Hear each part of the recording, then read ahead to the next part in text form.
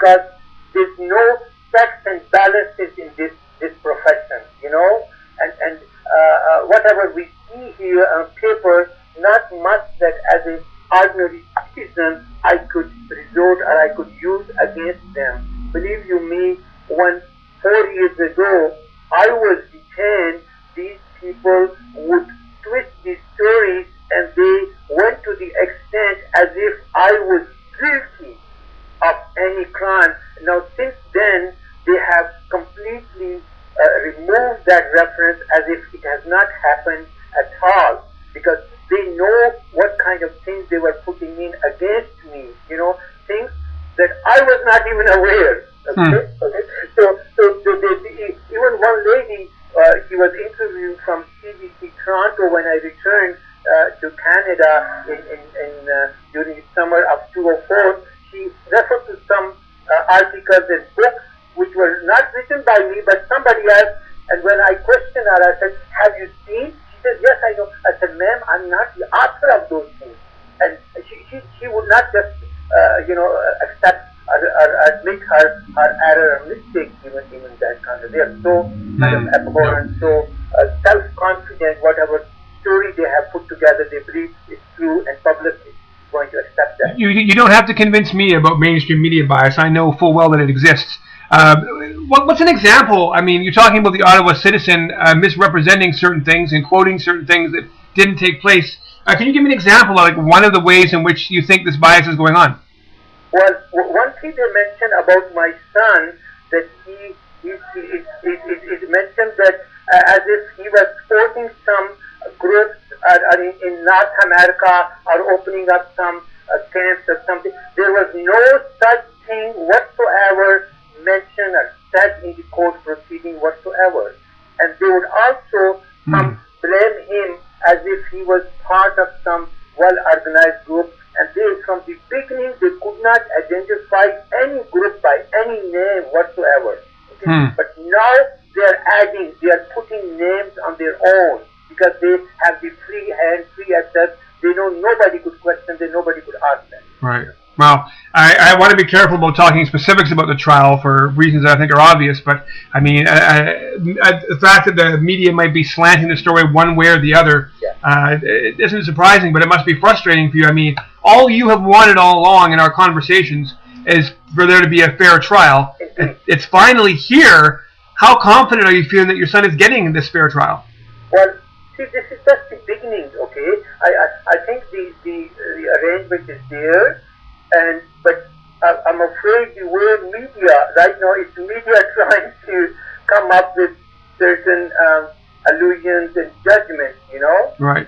But it's the judge's decision that matters the most. Yeah, but that is also part of the society, okay? He has eyes, ears, he sees things, he hears every day. I'm sure he must be watching the news, reading, whatever, So that is the social environment, and I think if the main media plays its role in a responsible way, just limit itself to the actual things that happen and report objectively, I think it will lead to very fair, and we'll be quite satisfied with that. Interesting. As you know, we've documented your story with your son ever since we found out about it back in 2004. Right. Momin has been imprisoned and in custody for 4 years, essentially, without a trial, and that has been the point where I have stated I have a problem with the way he was treated on that sense, because I don't think that's right. I think that if you're going to get, you're going to charge someone, you have a right to a quick and speedy and fair trial. And I think 4 years was just too long. But now we get to the point where we're starting to see some of the evidence the Crown has. We're starting to get a sense, as best we can, without actually being there like you, sir, as best we can, of what has been taking so long. Based on what you're hearing so far, does it seem to you that 4 years is justifiable for the kind of evidence they're bringing forth? Well, I think it was too long, and it does not really tell us any rational, any reasoning that we could probably comprehend at this point in time, that should have taken more than 4 years to bring this. And again, you will recall there were a couple of judges who were quite frustrated, and they expressed their public anger why the government or the Attorney General was taking too long in not bringing this case before a court. I don't know the reasoning. Maybe they were not having enough evidence. Maybe they were not sure about the outcome. Maybe there are other reasons. The government comes up, its relationship with other governments could be. We do not know really at this point in time. We'll see what happens, and it's just a start, and we hope that it will all lead to very fair, hearing from both sides. But so far, what you have seen for last 2-3 days, I think these are opinions, and the evidence only becomes factual and acceptable when both sides of the arguments are presented and discussed and are questioned, and then they accept something that's agreeable. Right now, just one side is ground side is going on. Right? The other defense side did not have a chance. I think they will start from next week. Yes, I've heard the cross-examination should begin next week. So then we know what is being presented is really the true case or not. Basically, it's just one-sided perception or opinions which are being propagated around in the media, print media, and otherwise.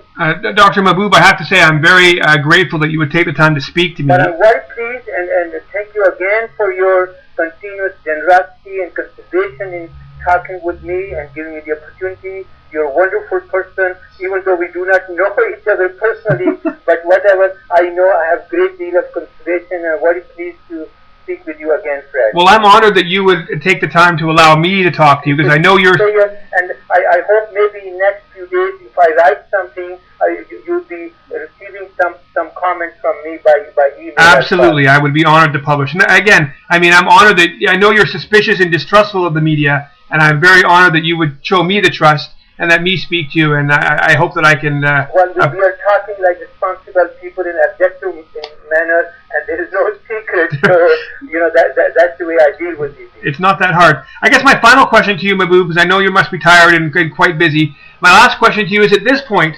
will you be able to accept the verdict of this trial, whatever it is, guilty or not guilty? Will you be able to accept that when it's all over? Well, why not?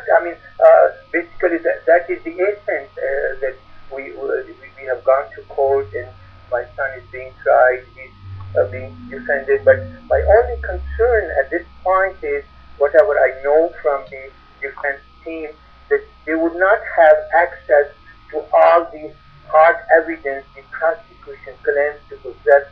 They are not going to bring to the floor, to the court, and that's the only concern. If they do not bring, how do we know which evidence is really the cause of judge thinking or mind or what the basis?